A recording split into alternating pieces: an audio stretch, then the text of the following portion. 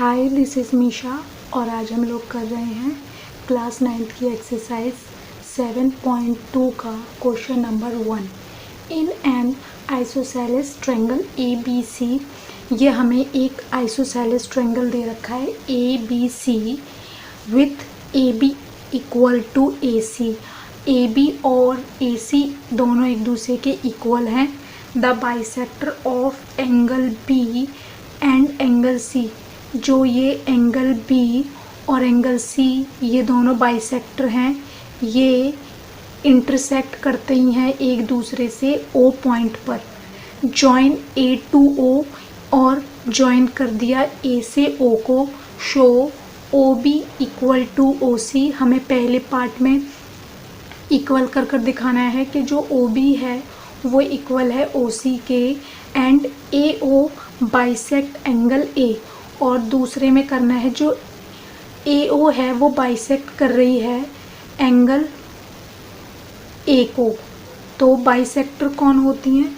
जो एक दूसरे को जो दो एंगल्स को बराबर भागों में डिवाइड करती हैं उसको बाइसेक्टर कहते हैं। तो सबसे पहले हम जो हमें गिवन है हम वो लिख लेंगे और हम पहला पार्ट करेंगे। तो पहला पार्ट में हम लिखेंगे ए बी इक्वल टू ए सी। ये हमें क्या है, रीज़न में दे देंगे हम गिवन, ये हमें पहले से गिवन था।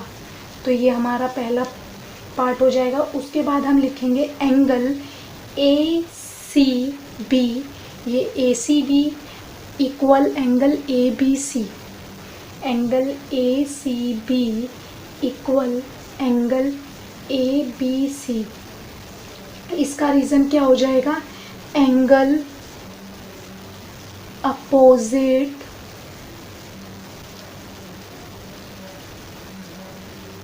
टू इक्वल साइड्स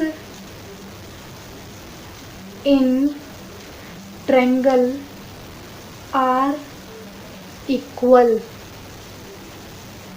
जो हमें ये साइड्स दे रखी थी ए बी और ए सी, तो जो इनके साइड्स के अपोजिट एंगल होंगे, जैसे ए सी का अपोजिट है angle B and A B का अपोजिट है एंगल सी, तो ये भी एक दूसरे के इक्वल ही होंगे। ये हमने इंट्रोडक्शन वीडियो में पढ़ा था। उसके बाद अब हम इसको इस तरीके से लिख सकते हैं, half angle A C B equal half angle A B C.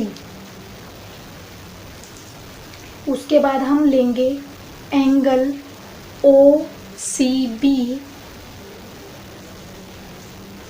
Equal angle O B C.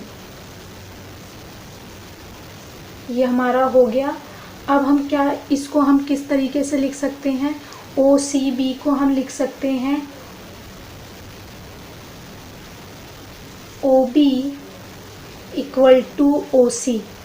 इसका रीज़न हो जाएगा साइड अपोजिट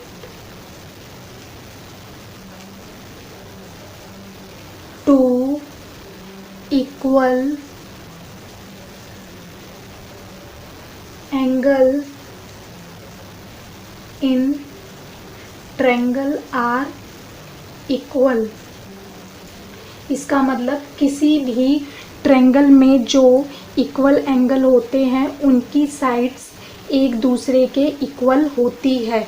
ये हमारे जैसे ही हमने एंगल लिए थे O C B and O B C, तो जो ओ सी बी है उसकी अपोजिट साइड, इसकी अपोजिट साइड कौन सी हो गई? O B. तो ये हमने यहाँ पर लिख दिया। अब एंगल ओ बी सी है ये वाला, तो इसकी अपोजिट साइड कौन सी हो जाएगी? ओ सी।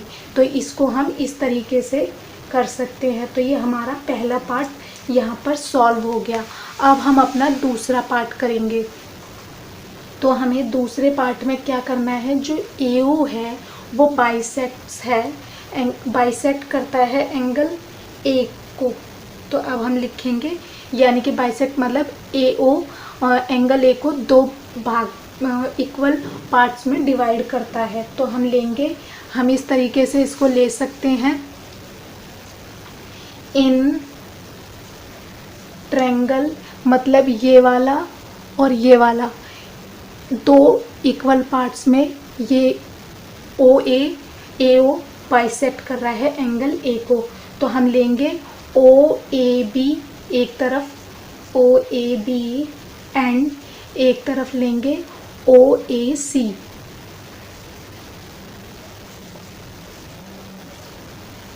अब हम देखेंगे AB और AC पहले से हमें गिवन में है, तो हमारा पहला स्टेटमेंट यही हो जाएगा, AB इक्वल टू AC, ये क्या है गिवन, तो हम इसके रीज़न में लिख देंगे। अब इसमें जो OAB है एंड OAC है, इसमें कॉमन क्या आ रहा है बार बार, OA, तो हमारा OA क्या हो जाएगा, OA इक्वल OA, तो ये हमारा हो जाएगा कॉमन, क्योंकि ये दोनों ट्रायंगल्स में आ रहा है इसीलिए। एंड OB इक्वल OC, ये हमने फर्स्ट वाले में ही प्रूव किया है, तो हम लिख देंगे OB equal OC prove above, हमने ऊपर ही प्रूव किया है।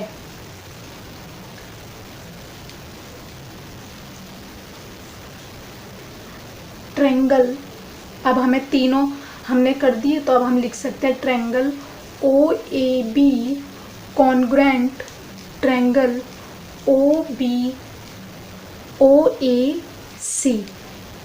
कौन से रूल से हुए, साइड साइड साइड, तो हम लिख देंगे SSS।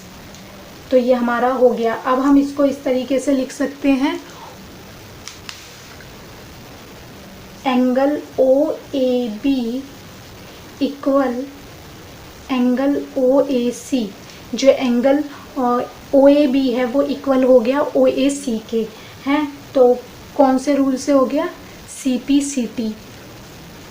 अब हम जब ये दोनों एंगल्स एक दूसरे के इक्वल हो गए, तो अब हम लिख सकते हैं therefore OA bisects angle A, इसका मतलब OA बाइसेक्ट करता है एंगल A को, तो ये इसका रीज़न हो जाएगा।